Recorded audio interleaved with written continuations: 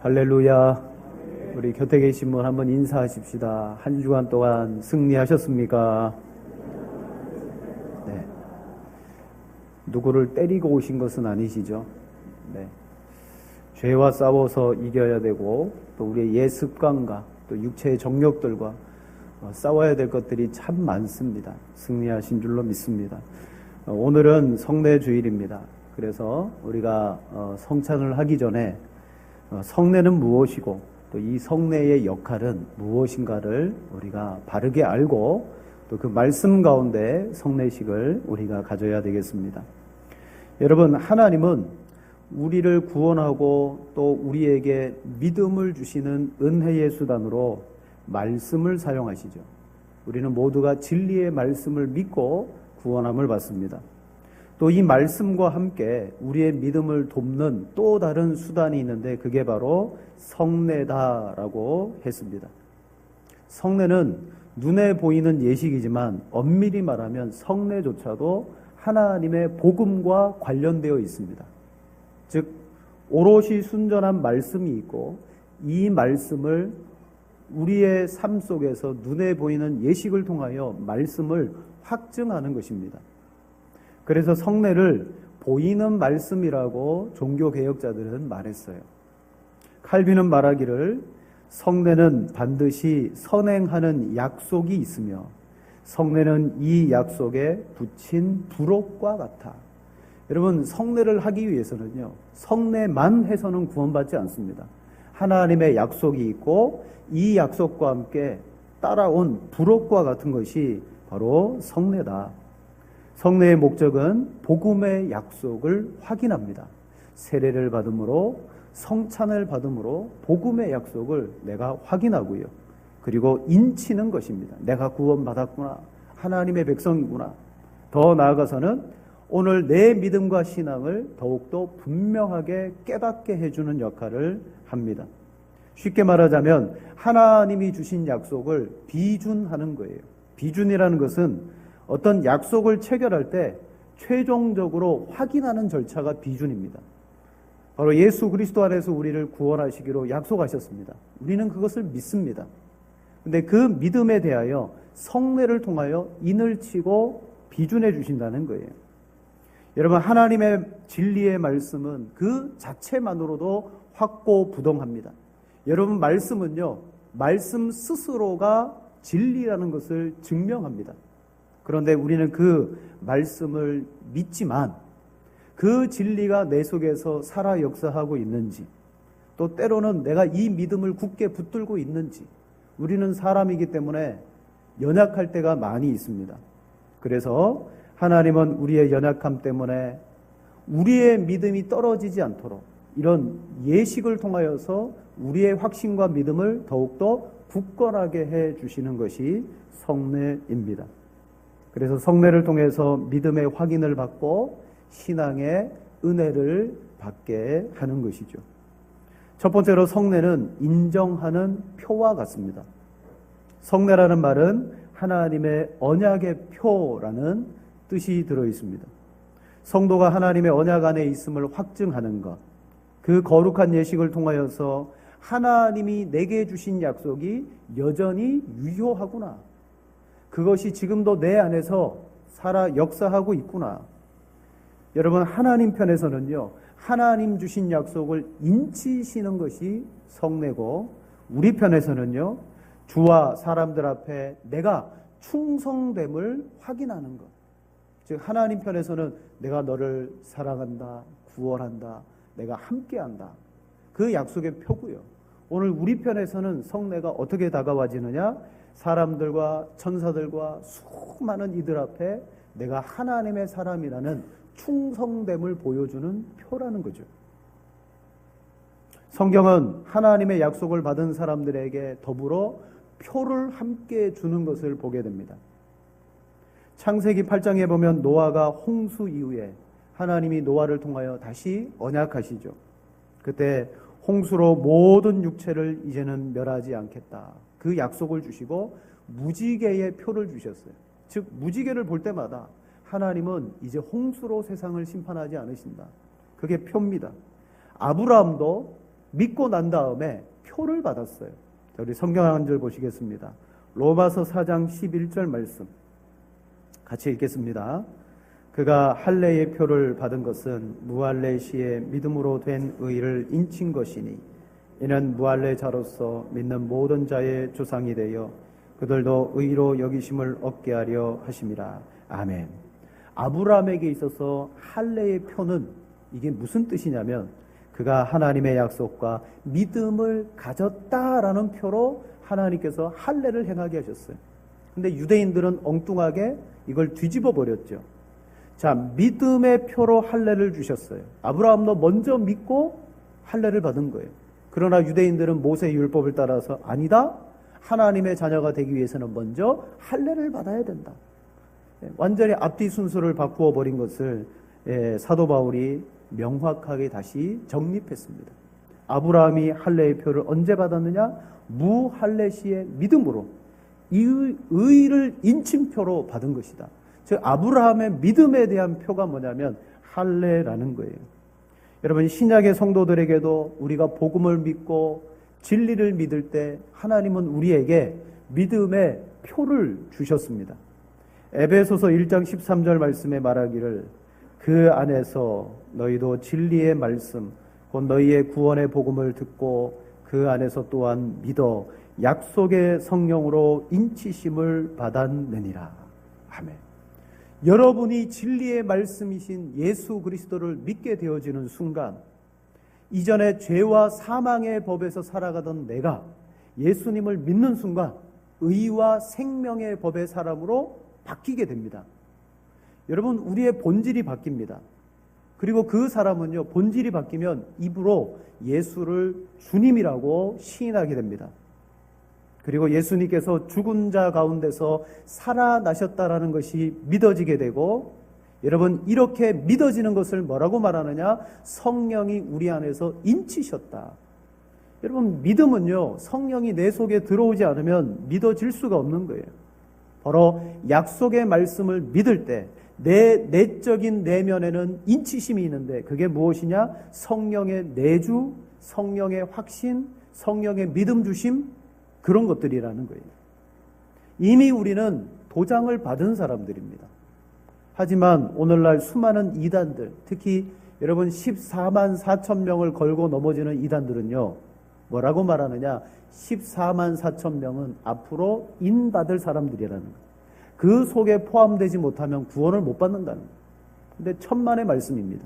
이미 여러분 초대교회 때에 에베소 말씀이나 수많은 성경에 인받은 사람들이 얼마나 많은데요. 성경을 모르고 엉뚱한 이야기를 하고 있는 거예요. 그 인이 뭐예요? 하나님의 성령이 우리 안에 들어오셔서 믿음의 확신을 주시고 진리이신 예수님이 믿어지는 것 자체가 이미 우리가 성령의 인을 받은 것입니다. 이는 오늘 아브라함이 믿음으로 말미암아 할례를 받은 것처럼 우리는 우리 안에 그 인의 표시를 받았습니다. 자, 그러므로 우리는 구원을 받았습니다. 하지만 그 구원받음으로 우리의 믿음과 확신이 끝까지 유지되지 않아요. 우리는 늘 말씀을 봐야 됩니다. 하나님의 말씀 안에서 내 구원을 확인해야 됩니다. 그리고 하나님은 우리의 믿음이 연약해서 흔들리지 않도록 또 은혜 받는 수단으로 성례를 주신 거예요. 세례를 받고 그리고 모일 때마다 성찬을 행하면서 내게 주신 그 믿음이 흔들리거나 비틀거리지 않도록 바로 이 성례가 우리의 믿음을 도와준다라는 사실입니다. 성례를 할 때마다 우리는 확인합니다.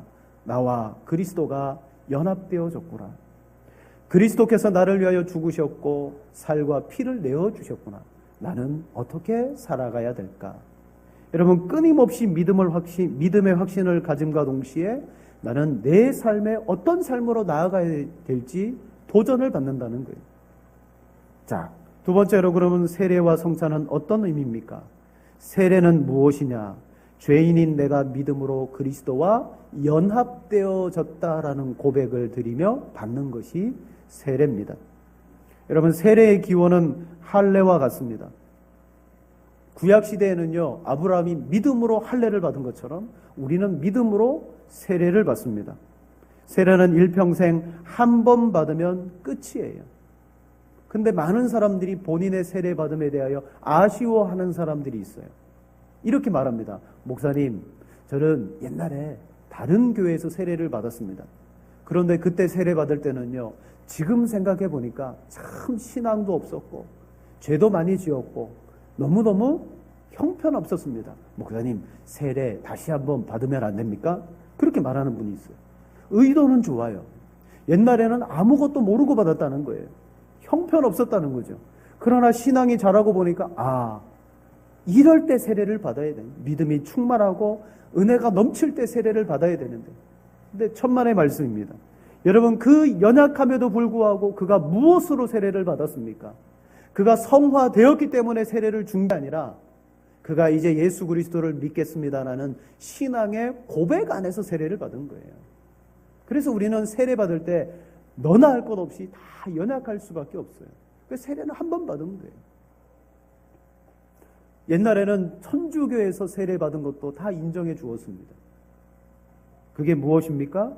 그 세례가 예수 그리스도의 이름으로 세례를 받았다면 이제 우리에게는 세례는 출발이고 주님과 함께 하겠습니다라는 고백이고 이제부터는 그 신앙의 고백에 근거하여 살아가면 된다는 거죠. 살아가면서 하나님께서 우리에게 주신 은혜가 뭐냐? 바로 성찬이라는 거예요. 세례는 한 번이지만 성찬은 그 이후에 예수 그리스도의 살과 피를 함께 나누어 먹으며 교회의 성도들과 하나됨을 누리고 그리고 내 안에서 하나님의 그 아들 예수 그리스도가 계속해서 살아 역사하고 있다는 것을 확인하는 것입니다. 떡과 포도주를 계속 반복해서 먹습니다.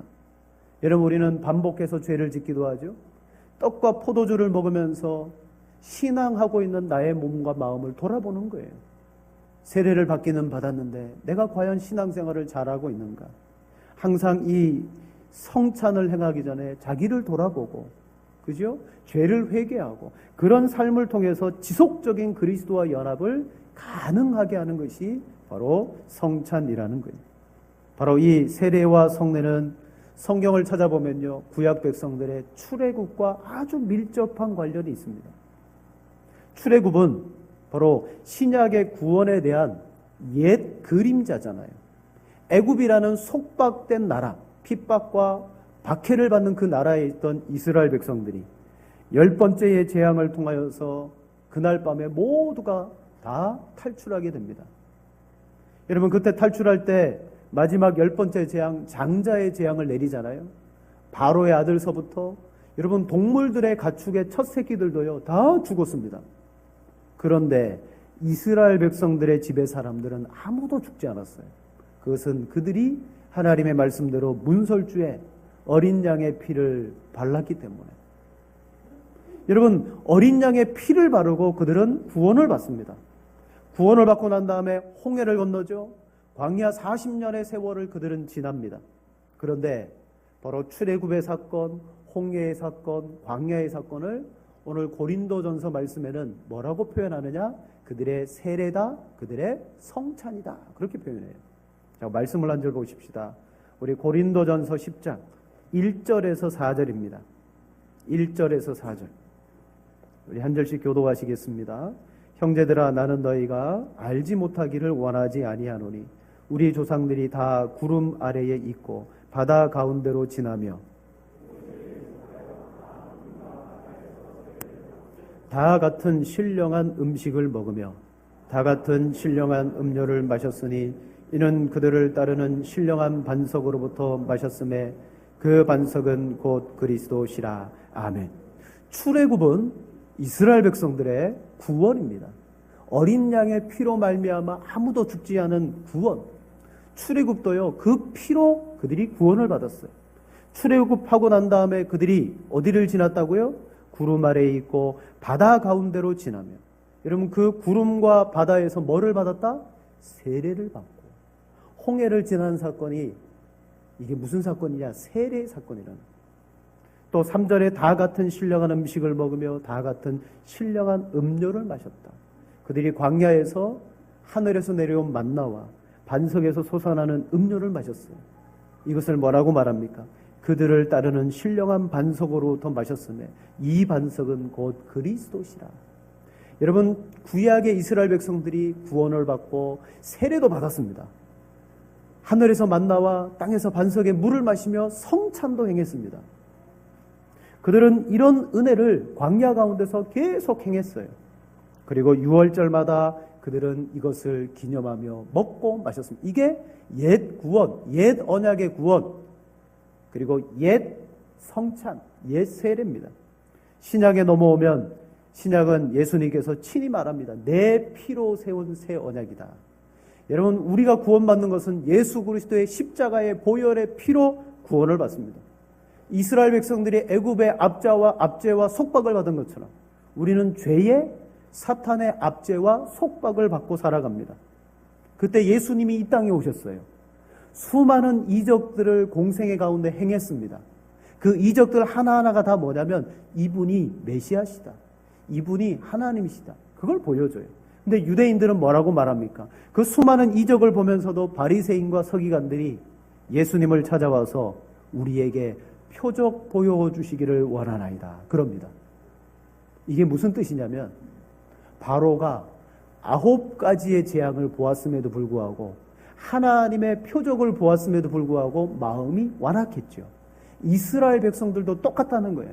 예수님이 지금까지 수많은 표적과 이적을 보여주셨는데 뭐 해라? 또 보여달라. 마지막 표적이 뭐가 남았어요? 하나가 남은 거예요. 장자. 그 장자의 죽음의 표적이 남은 거예요. 여러분, 바리새인들이 그렇게 말할 때 예수님이 이렇게 말합니다. 예수께서 대답하여 이르시되 악하고 음란한 세대가 표적을 구하나 선지자 요나의 표적밖에는 보일 표적이 없으니. 이제 마지막 표적을 그들에게 보여주겠다는 거죠. 그게 뭐예요? 내가 친히 죽겠다. 무덤 속에 들어가겠다. 여러분, 장자의 표적이 그거예요. 마지막 표적이에요. 예수님이 지금 보여주고자 하는 표적이 그거예요. 내가 죽는다. 어린 양으로서 피를 흘린다. 무덤에 들어간다. 여러분, 구약에 바로 왕이 그 마음이 완악했던 것처럼 이스라엘의 서기관과 바리새인들이 마음이 완악해서 그 많은 표적을 보고도 믿지 않았습니다.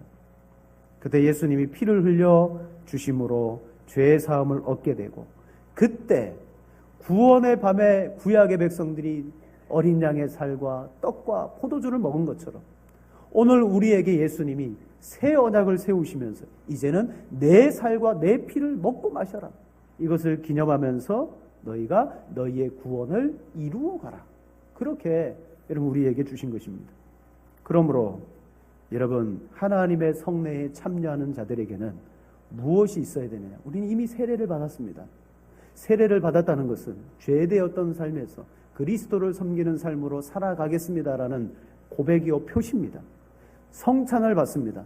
우리는 연약하고 부족하지만 또 성찬을 받은과 동시에 정말 구원받은 사람, 예수님과 연합한 자로 살겠습니다. 그런데 아까 우리 고린도전서 10장 1절 4절 읽었죠? 이스라엘 백성들이 구원도 받고 세례도 받고 성찬도 먹었어요. 근데 그들이 어떻게 살았습니까? 5절과 6절 말씀에 보면 그러나 그들의 다수를 하나님이 기뻐하지 아니하셨으므로 그들이 광야에서 멸망을 받았느니라. 하나님의 은혜를 다 받았음에도 불구하고 그들은 기뻐하지 않았다. 멸망을 받았다. 이 일이 우리의 본보기가 되어 우리로 하여금 그들의 악을 즐겨한 것 같이 즐겨하는 자가 되지 않게 하려 함이라. 여러분, 성찬을 받은 사람이라면 어떻게 살아가야 되겠습니까? 이 성찬을 받은 사람은 정말 세상 가운데 구별된 자로 살아갈 것을 다짐해야 되고, 또 주님의 은혜 받음을 통하여서 정말 믿음의 사람으로 살 것을 우리는 다짐하고 살아가야 되는데, 광야 40년의 백성들은 은혜는 다 받았지만 그 은혜를 받고 난 다음에 살아가지 않았다는 거예요. 무엇을 행했습니까? 7절 보세요. 우상 숭배행하고요. 8절에요. 음행을 행합니다. 9절에요. 하나님을 시험했다 그럽니다.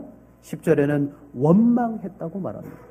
세례와 성찬을 받은 사람들과는 다른 아주 동떨어진 삶을 살다가 결국 그들이 어떻게 됐다? 멸망했다. 그러면서 12절에 말합니다. 그런즉 선줄로 생각하는 자는 넘어질까 조심하라. 그런즉이 뭐예요? 이런 일이 있었으니까 그런즉 누구를 향하여 말합니까? 지금 고린도 교회 성도들을 향하여 말합니다. 고린도 교회 성도들은요, 자신은 선줄로 생각했습니다.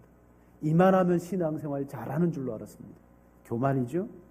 또 14절 말씀, 그런즉 내 사랑하는 자들아 우상 숭배하는 일을 피하라.